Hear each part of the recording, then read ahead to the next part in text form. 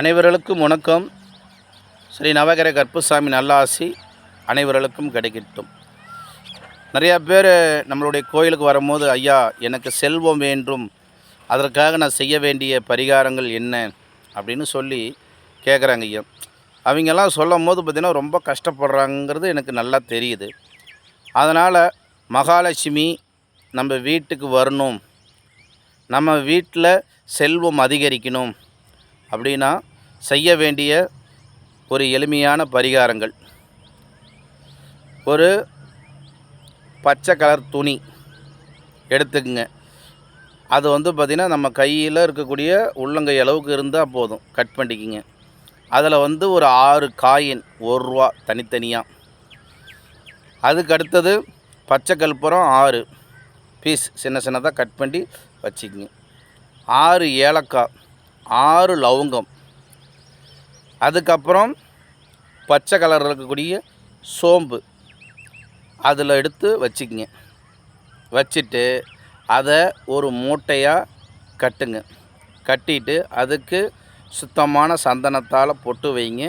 அதுக்கப்புறம் சுத்தமான தாழம்பூ குங்குமம், தூய்மையான குண்டு மல்லிப்பூ சாமி படத்துக்கு வச்சு வெள்ளிக்கிழமையில் மகாலட்சுமி காலையில் 6 to 7 நெய் விளக்கு ஏற்றி இறைவனை நல்லா மகாலட்சுமி பிரார்த்தனை பண்ணிக்கிங்க.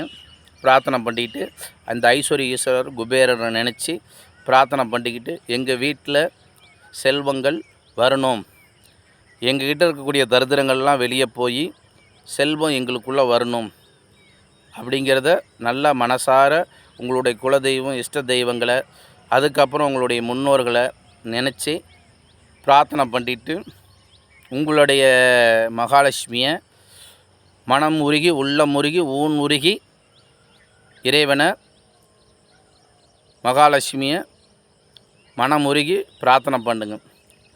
அதுக்கப்புறம் மகாலட்சுமியுடைய ஸ்லோகம் நிறையா இருக்குது. உங்களுக்கு பாட தெரியல அப்படின்னா அந்த ஸ்லோகங்களை இன்றைக்கெல்லாம் யூடியூப்பில் நிறையா போட்டிங்கன்னா வரும். அதை போட்டு விட்டு ஒரு 10 நிமிஷம் உட்காந்துருங்க. தினமும் கேளுங்க. அப்படி கேட்கும் போது பார்த்திங்கன்னா உங்களுக்கு மகாலட்சுமியுடைய அருள் கிடைக்கும்.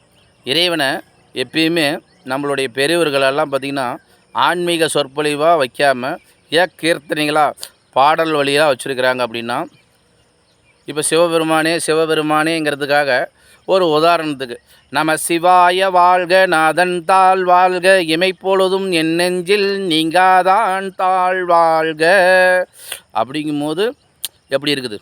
அதே சிவா சிவா சிவாங்கிறதுக்கு நிறையா வித்தியாசம் இருக்குது.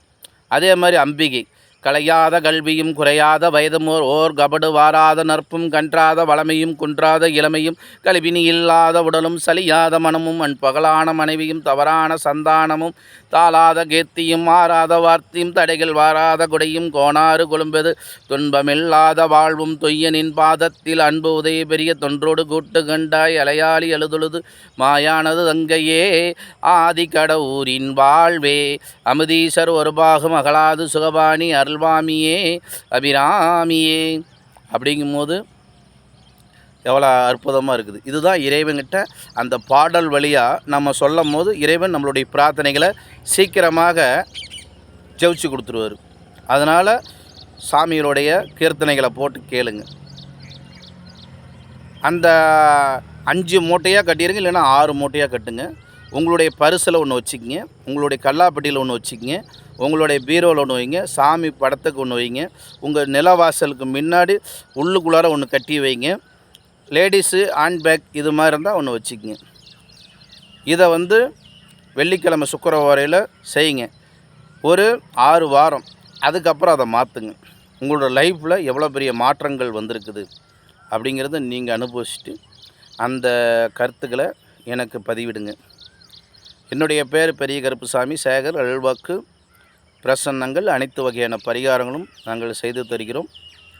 என்னுடைய ஃபோன் நம்பர் 84 89 17 32 28.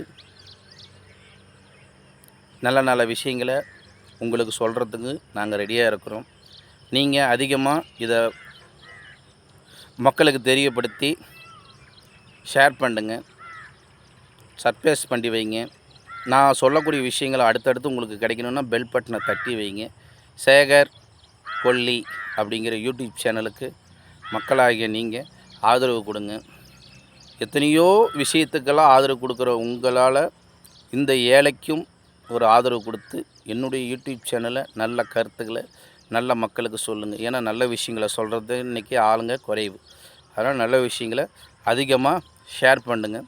இந்த நல்ல விஷயங்கள் அனைவருக்கும் போய் சேரட்டும். இறைவன் அருள் உங்களுக்கும் கிடைக்கட்டும்.